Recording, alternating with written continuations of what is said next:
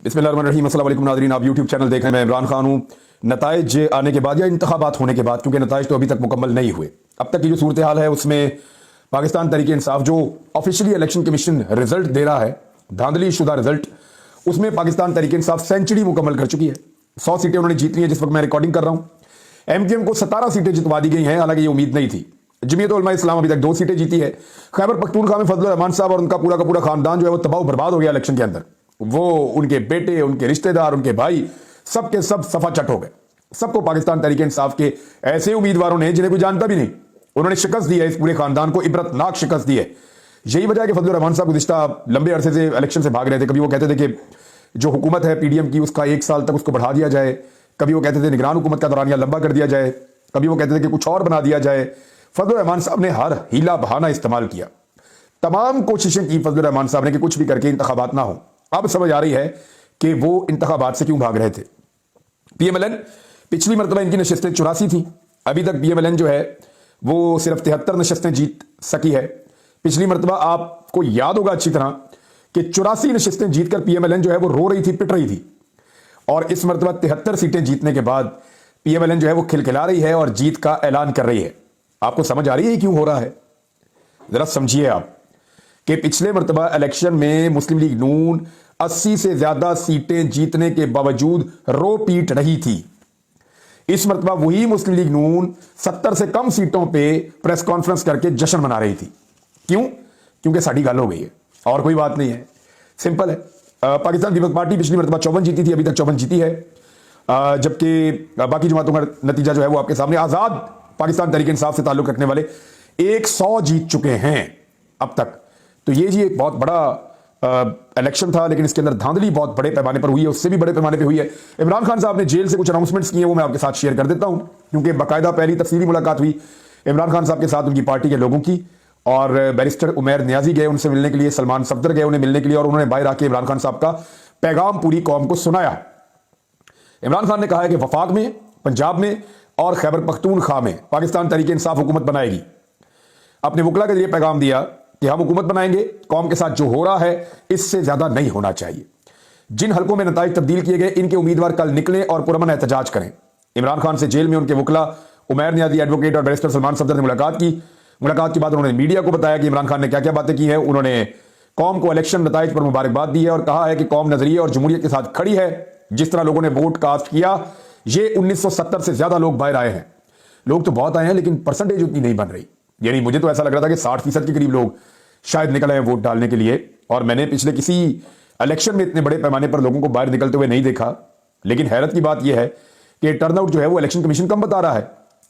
इमरान खान ने मुल्क के सबसे बड़े इदारे से अपील की है, ये उन्होंने आके बाहर बताया, सबसे बड़ा इदारा कह के, कि कौम के साथ जो हो रहा है इससे ज्यादा नहीं होना चाहिए। जिन हलकों में नताइज तब्दील किए गए, इनके उम्मीदवार कल निकले और पुरअमन एहतजाज करें, क्योंकि जमहूरी अमल में वोट की इज्जत है। वोट चोरी हो गया तो एहतजाज करेंगे। हमारी मईशत जमीन बोस हो चुकी है। सियासी अदम इस्तेकाम नहीं होना चाहिए। पाकिस्तान को बंद गली में ना लेकर जाएं। प्री पोल धांधली और इदारों को इस्तेमाल किया गया। इदारे इस वक्त कमजोर हो चुके हैं। नवाज शरीफ ने हमेशा मुल्क को बैंकरप्ट किया, दिवालिया किया।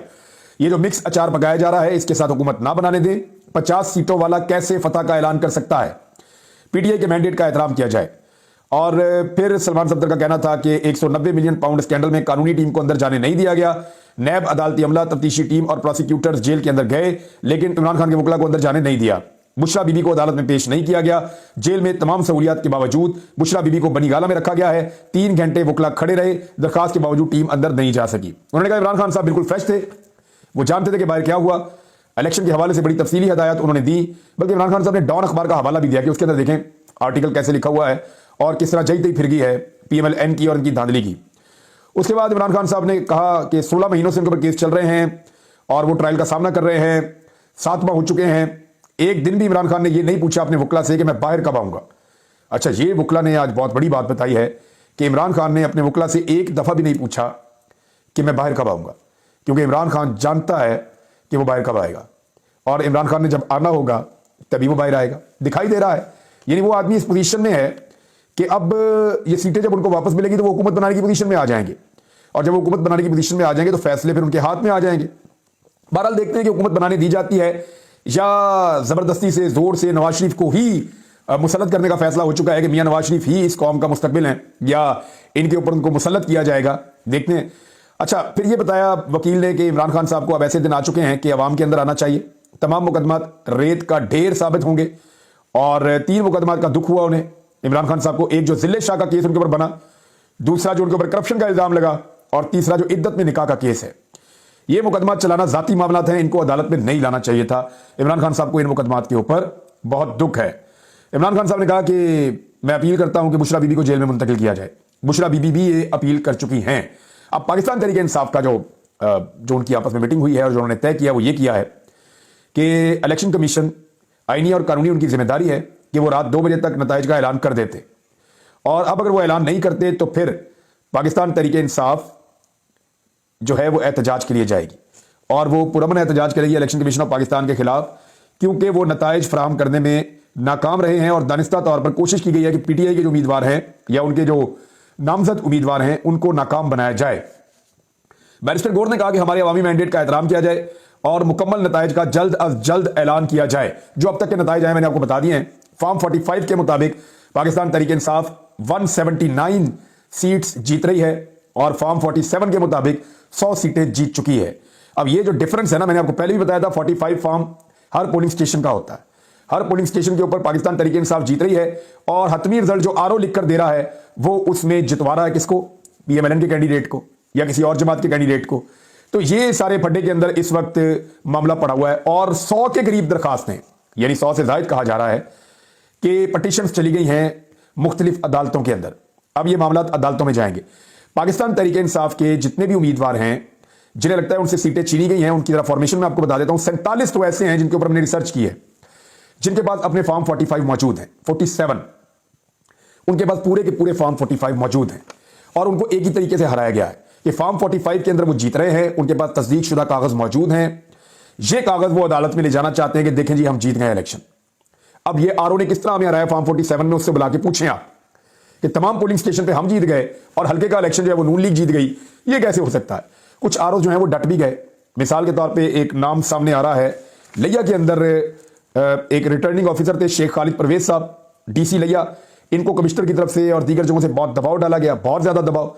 इन्होंने दबाव में आने से इनकार कर दिया और जो सरगोदा का लिया का जो नतीजा है वो उसी तरह आया जैसे आना चाहिए था। कुछ और आरओज हैं वो भी डट गए थे, लेकिन ज्यादातर जो है वो ब्यूरोक्रेट कंप्रोमाइज हो गए हैं। इसके ऊपर सलमान अकरम राजा साहब ने एक ट्वीट भी किया, वो मैं आपको बताता हूँ। लेकिन कुछ सीटें मैं आपको बता दूं, जो बड़ी सीटें हैं लाहौर में जिनके ऊपर वापस नताइज तब्दील हो जाएंगे, जिनके कभी इम्कानात हैं। एक तो अलीम खान की सीट है, अलीम खान बहुत मायूस हो गए थे।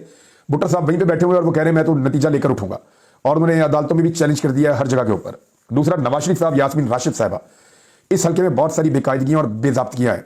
2 मरतबा तो इसका फॉर्म 47 मुबैना तौर पर जारी किया गया है और इसके अलावा इसके सूबाई असम्बली के हल्कों में और कौमी असम्बली के हल्कों में वोटों की तादाद का भी फर्क है। ये बहुत अजीब किस्म का रिजल्ट है। नवाज शरीफ साहब के लिए बहुत मुश्किल है। मरियम नवाज खास तौर पे अपनी एक कौमी असम्बली की सीट पे भी चैलेंज है इनको, लेकिन सूबाई असम्बली में महर शराफत अली ने पूरे सबूत इकट्ठे किए हैं। वो वजीर आला बनने का ख्वाब कहता है मैं पूरा नहीं होने दूंगा। सैफुल मलूक खोखर, इन्होंने जो है वो इलेक्शन लड़ा था NA 126 से। वहां तौकीर अब्बास खोखर साहब हैं, मलक करामत खोखर के बेटे हैं। उन्होंने जो वोट लिए मैं आपको बता रहा हूं उसके मुताबिक, फॉर्म 45 के मुताबिक वो 81,000 से ज्यादा है, जबकि सैफुल मलूक खोखर के फॉर्म 45 के मुताबिक 45,000 से कुछ ज्यादा वोट हैं। तो ये इतना बड़ा मार्जिन कवर करके सैफुल मलूक खोखर को जितवा दिया गया। ये भी चैलेंज हो गया हल्का ज़हीर अब्बास खोखर और अताउल्लाह तारड़। अताउल्लाह तारड़ कहीं भी मौजूद नहीं थे मुकाबले में, तीसरे नंबर पे थे। पहले बिलावल थे, फिर ज़हीर अब्बास खोखर थे, फिर बिलावल नीचे निकल गए, ज़हीर अब्बास खोखर ऊपर आ गए और फिर अचानक अताउल्लाह तारड़ इलेक्शन जीत गए।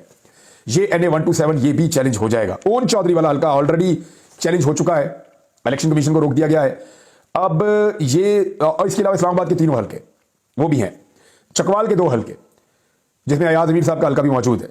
यानी बहुत सारे हल्के ऐसे हैं जहां पे 47 हल्के, कौमी असम्बली के 47 हल्के जहां पे बेहतरीन सबूत मौजूद हैं और ये चैलेंज हो जाएंगे और ये वापस पाकिस्तान तहरीक इंसाफ के पास आएंगे। अब डिपेंड करता है कि कौन सा केस कौन से जज के पास जाता है।